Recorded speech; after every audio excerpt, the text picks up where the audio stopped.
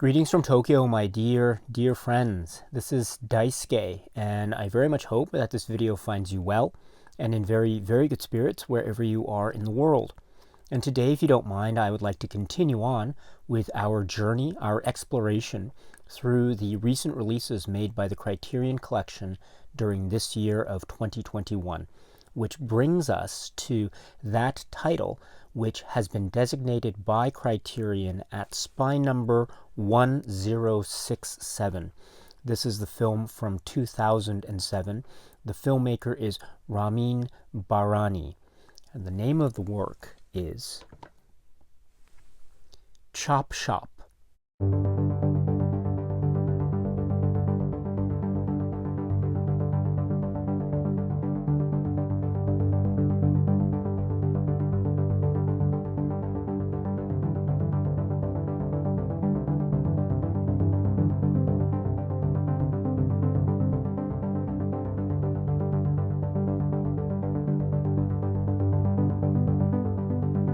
This is the film from 2007. This is written by Bahare Azimi and Ramin Bahrani, and its director of photography is Michael Simmons, and the director is Ramin Bahrani. This is the work Chop Shop.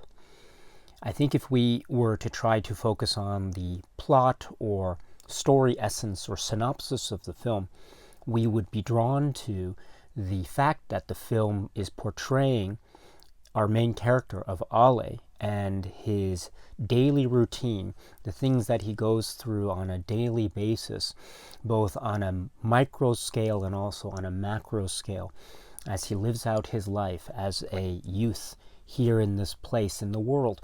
Specifically, it is New York. Even more specifically, it is Queens, New York. And to be even more specific than that, it is a place which is called Willets Point within Queens.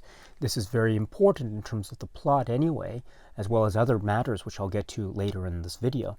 But in terms of the plot, we understand that this is a place that has a lot of automotive body repair shops, and also there are some junkyard facilities here. It's also located quite near to Shea Stadium.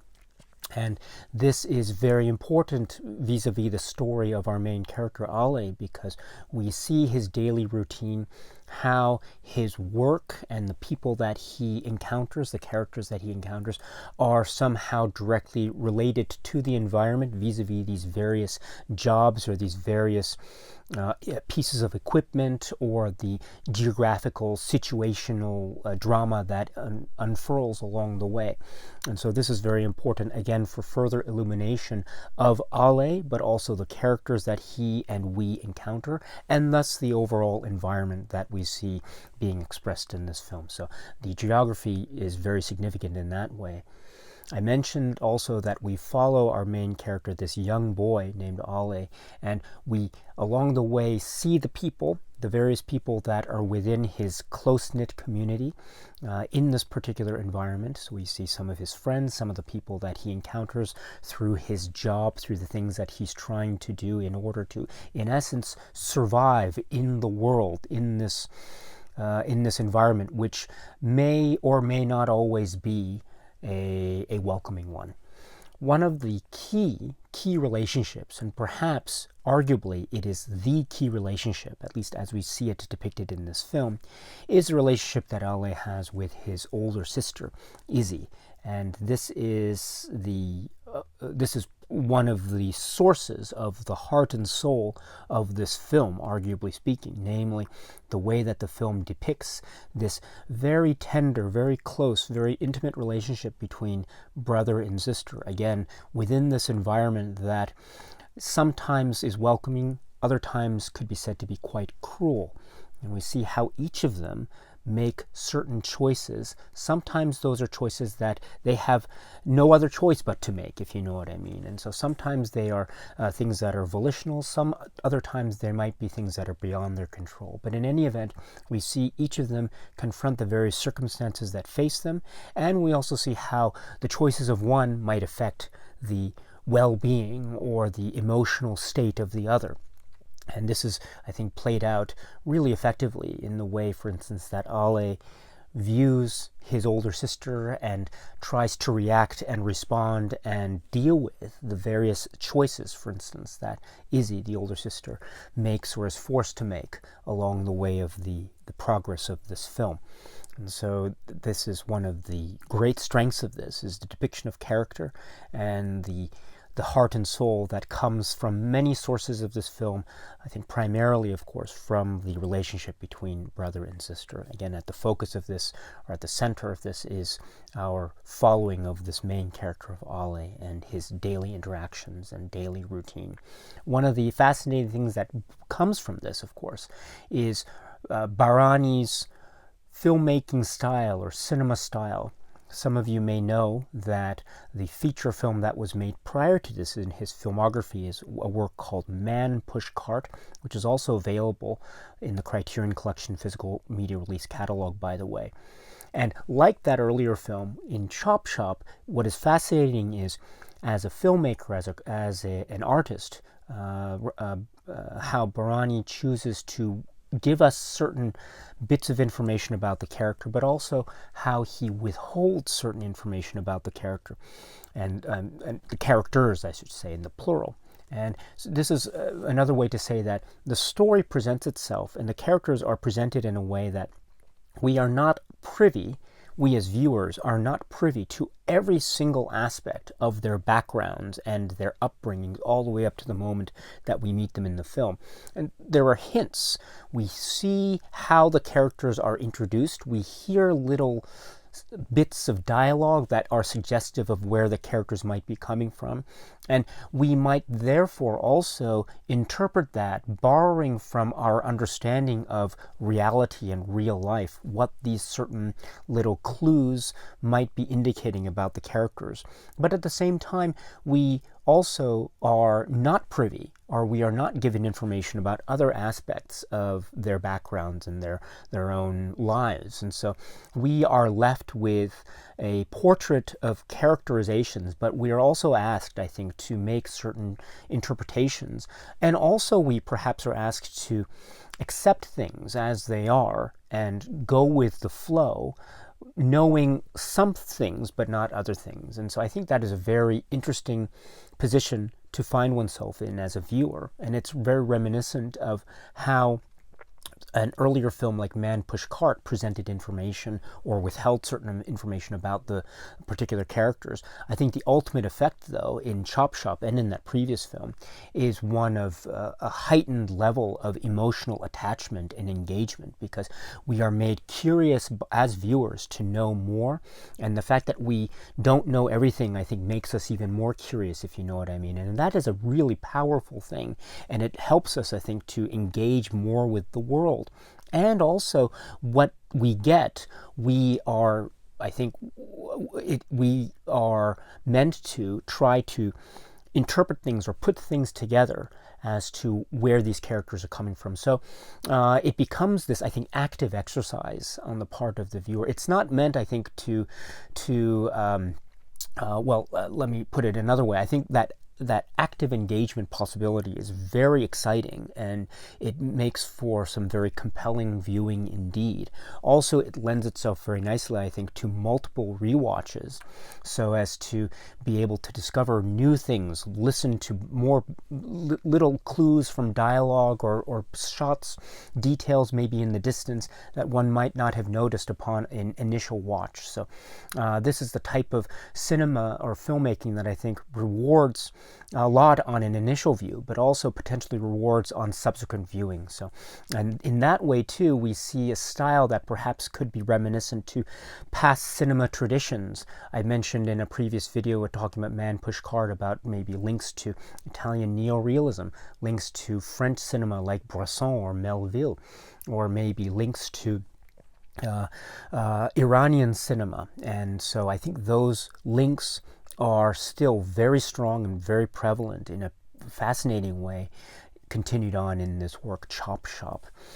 And I think also, when we think about the broad landscape of theme that is being on display here in Chop Shop, I think we can see very subtle discussions of class.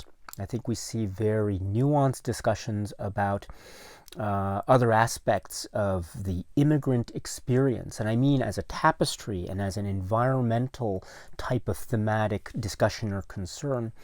And also we see the notion of education, poverty, the need for youth and childhood to have some kind of, say, anchor or weight of stability, where those weights of stability come from an emotional standpoint and from an economic standpoint as well, because we see these kids, these children, in essence trying to survive in this world, and part of that means of survival is trying to essentially have enough money in order to do what it is they aspire to achieve their dreams. And that is another strong word too. This is a film that is also about the modern application of, say, a capitalistic society. At the same time, the attempts or hopes or endeavors of trying to achieve the American dream.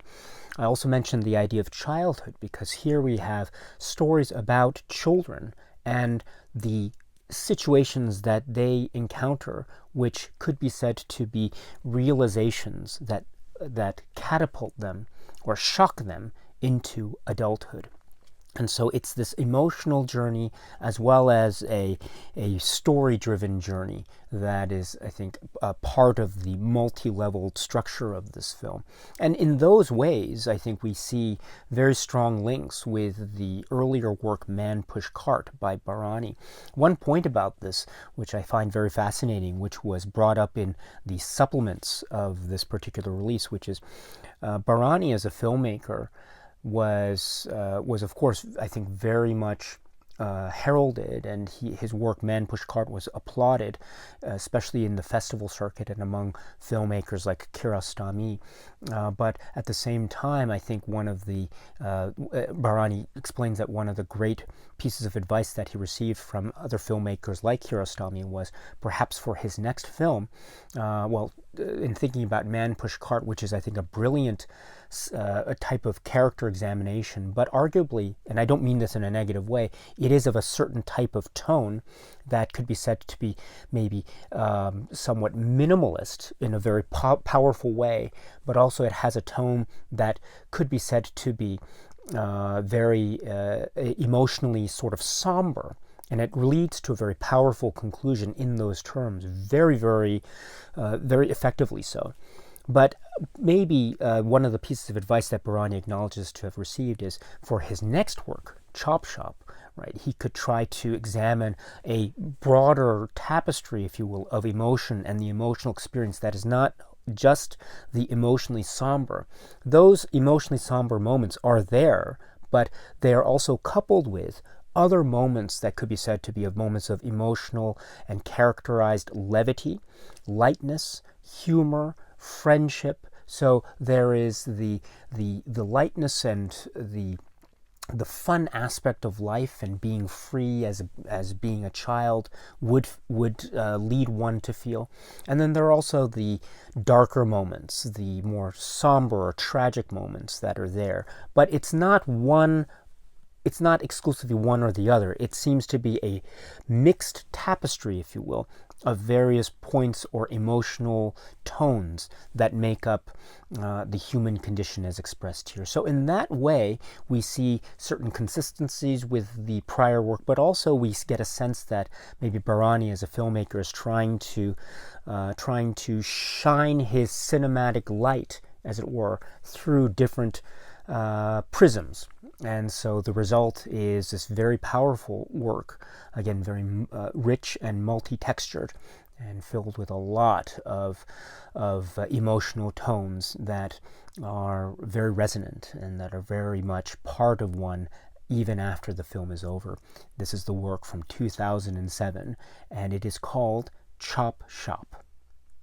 The Criterion Collection release is the Blu-ray, which is right here. It again at spine number 1067.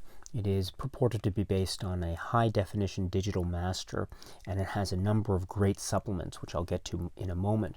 This comes in the spine number order immediately after the other Bahrani work, which is Man Push Cart. So in those ways, these works, I think, form a nice complement to each other.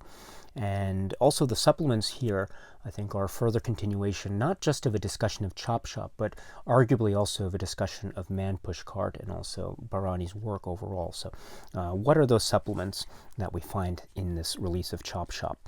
The first is a commentary track, which is described as being from 2006. And the commentary track is a conversation among Ramin Bahrani and Michael Simmons and Alejandro Polanco. So Alejandro Polanco is the actor who plays the main character of Ale. So it's wonderful to get his comments here. And Michael Simmons, who is the director of photography, and Bahrani, who is the co-writer and director. And it is a setting very much like a casual sort of discussion among these participants. And it allows for various anecdotes that we learn about the making of this film Chop Shop, which was pretty soon after the release of Man Push Cart in terms of number of years.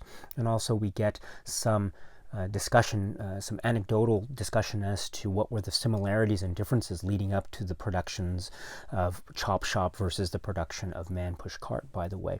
And also there are some really nice scene-specific discussions about for example, the outdoor location shooting and what were some of the details surrounding specific scenes. When we get to certain scenes, we see various people, and sometimes we realize that these are actual, say, real-life people who are playing out their lives for purposes of this film. And so those, I think, are really interesting details. We also get a sense of Ale from Polanco's perspective, and also Ramin Bahrani and his discussion, and we get lovely stories about how Ale himself wanted to get to know about the automotive or auto body repair shop and really get into the particular tasks and jobs and working with Rob and other people like that. And so these details, I think, really enrich the overall experience, because we realize just how true to life, or how much of the lived-in experience is being captured in this fictional story that is being made by Bahrani and the filmmakers. So there is something of the element of the real that is being captured and being expressed. And we get those stories and anecdotes and other things, other really lovely nuggets of information in this commentary track. So it's well worth checking out, my dear friends, if you can, the commentary track among these participants. It's wonderful to get commentary tracks like this, and it's very casual, and it's a very easygoing type of commentary track. So please check it out if you can.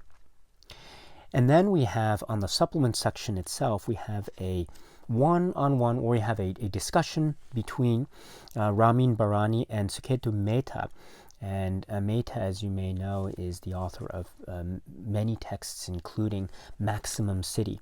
And I love how Bahrani mentions that at the outset, and his admiration for his writings like Maximum City. So that was a really, really lovely gesture on the part of Bahrani. But the actual discussion itself is given the title In Search of the American Dream. And this is described as being from 2020, recorded in 2020. And this is so essential, and it's a wonderful conversation, because these two gentlemen give us their insights into their lives and their biographies growing up in Queens, or making a film in Willets Point, and talking about how these various environments provided the world in which these people looked at the place around them. And a lot of that had to do with the immigrant experience, both in terms of their own subjective experiences, but also externally as to how they saw the immigrant experience played out in the people that they met in their circle, in the environment that they were living in. And so this allows, I think, for a great conversation about how the lives of these gentlemen intersect with each other and also with the film. And Bahrani, of course, we understand that he has his own story of his own immigrant story and heritage, and that leads also to a discussion about his own biographical detail in sort of the southern part of the United States, living as a part of an Iranian-American family. And of course, this leads to further discussion of how that immigrant experience is very key, or a very key component of films like Man Push Cart and Chop Shop. So in those terms, I think this discussion is very relevant, not just to a discussion of Chop Shop, but also to a discussion of Man Push Cart and also other films. In the Man Push Cart release, we also had the short film by Bahrani called Backgammon. And so that is also a very, that is a story that is, I think, part of, can be described as being about the Iranian-American family experience, and it's multi-generational. And so that is part of the discussion between Bahrani and Mehta here in this really excellent one. So, and they have some wonderful comments and observations about what this implies. There's also a discussion about how this might lead in maybe subtle or nuanced ways as well to forms of racism, and how that immigrant discussion is related to that. And there's a really profound way that Mehta in particular provides commentary on this particular point about the almost circular nature, if you will, of the immigrant experience through history. And what his comments are speaking to this are just, I think, very profound.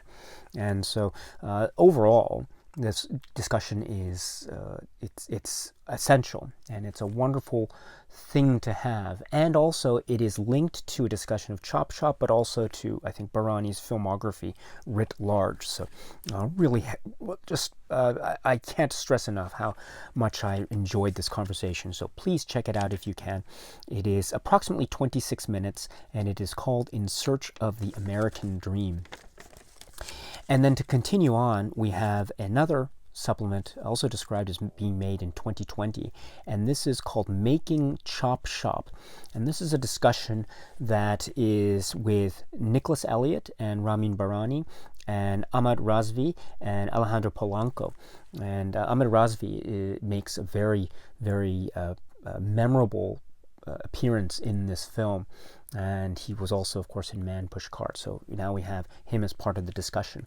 This is in the same room that was the setting for a similar type of discussion that was recorded for purposes of Man Push Cart. So perhaps this is this discussion that was had on the same day, or maybe the same production schedule, who knows. But in any event, there is a sense of continuity between the earlier Criterion release and this, so this is very nice. And here we have now these players, these participants, a number of years after the film has been made. And so some years have passed, but now they are coming together and they are reliving or remembering their experiences working on the film Chop Shop and leading up to their participation and how they interacted on set. And there are so many interesting stories that emerge from here. But so one of the things that comes in is, for instance, we get an indication or a suggestion about how Bahrani works with his actors. And in particular, he was working here with younger actors, both Ale and Izzy. So we see the sense of dynamic that he was trying to achieve in this particular setting, and I think he achieved it quite magnificently, together with the fine performances of these two actors. It's really a great achievement. And there's also this lovely story about how Bahrani decided upon Ale Polanco, and there's a story about how they were visiting the school, and there was a certain exchange about a little ketchup, and how that was so indicative of that made Bahrani want to have this particular person play the main character. And also there is a lovely discussion about Izzy, or Isamar Gonzalez, who plays the sister character of Izzy, and also the relationship dynamic between the brother and sister characters, and also Polanco and Gonzalez as actors. And so that also plays out in another supplement, which I'll get to momentarily. But these stories, I think, are really, really quite lovely. And they also talk about the importance of Willets Point. They Ahmed Razvi also enters the discussion, and we get some great discussion about his character and his acting performance. And there are certain choices that are just a marvel to behold in terms of how he sustains his character, even though a lot of things are going on in the moment. So that is a wonderful another line of discussion there. And also we get Alejandro Polanco, and he is now grown up, and he gives us a little bit about what he is doing now and his own life and his own career.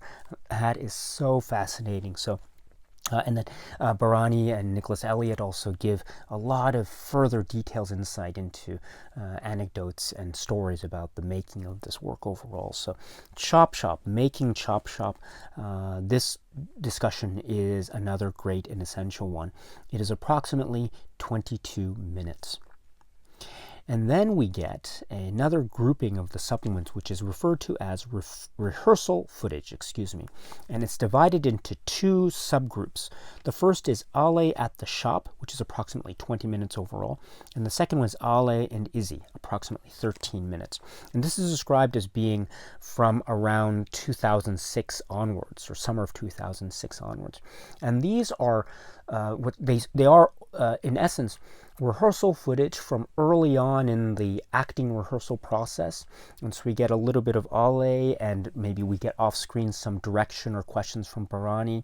And then we get the rehearsal footage with Ale and Rob, because of course we know Rob as a character is very, very important and significant one. And so we get some of the rehearsal footage and some of the scenes that then play out in how they ended up in the final film. And so this is a nice transitional type of exploration from the start of the rehearsal process all the way up to the final finished product. And we see what the development and evolution of the performances, that's for sure, but also we see just how much of the authentic and the real that we saw from the very beginning is still there at the very end, which makes a viewing of the film even more magical, because we realize just how much of the reality or the truth of these particular performances is embedded organically and so naturally into the film itself. So this is really wonderful.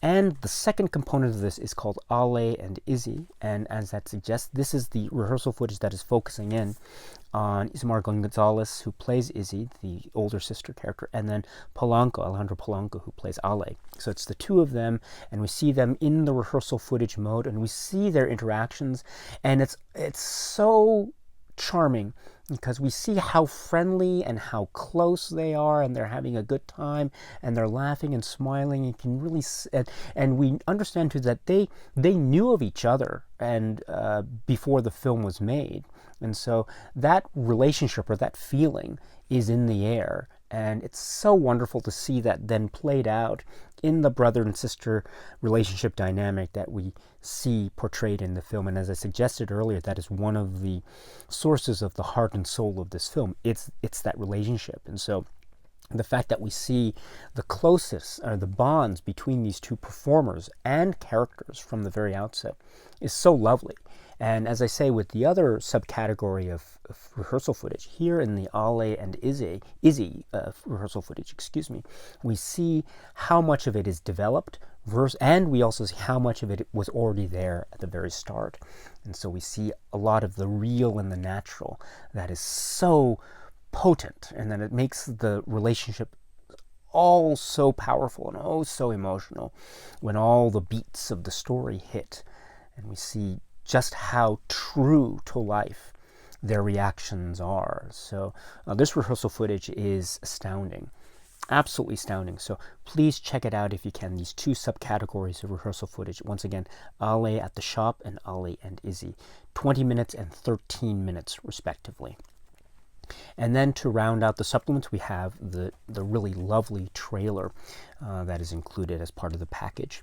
And then that's not all, because then we have, as part of this, with every other Criterion supplement, we always get the insert, which is a continuation, I think, of the visual cue that we see in this overall presentation, which is really nice. This is a particular moment, I think, a representation of a particular moment in the film, and it's also very indicative of the relationship between brother and sister, which is, as I say, one of the most important parts of this film.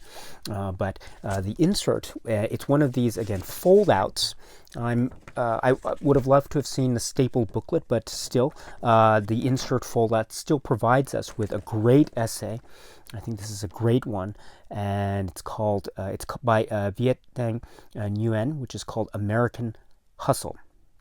And so the essay is, it goes into aspects of, say, modern American history and culture, and then Bahrani and Bahrani's concerns and considerations as a filmmaker, leading into a specific discussion of Chop Shop and the ideas and themes about childhood into adulthood, loss of innocence, the immigrant experience, the issue of class and economics, and the issue of say, education and how it's portrayed vis-a-vis the specific stories and developments of the characters as we meet them, and so on and so forth. So it's another great example of an essay that I think is well worth checking out. So if you can, please check out the essay that is included here. Again, it is called American Hustle. So, my dear friends, this is an overview, perhaps, of the release by Criterion of the film Chop Shop. And I think it is a wonderful example of Bahrani's cinema.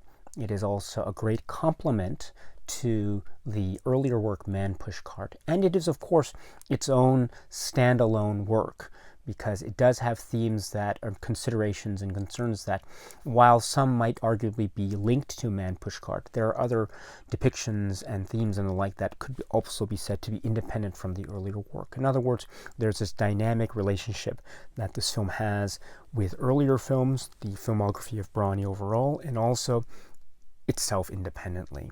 And I find that dynamism to be so engaging and so rewarding. And indeed, the structure of the work, the story, is one that is makes itself very, very easy to watch and rewatch again for yet further discovery into this beautiful and real and lived-in world that we see depicted by the caring, loving, and earnest camera eye of the filmmaker Ramin Bahrani.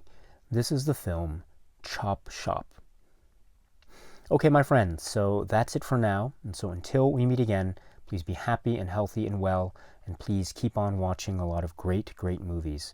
Thank you so much, as always, for your time. I very much appreciate it. Stay strong, stay safe, and cheers.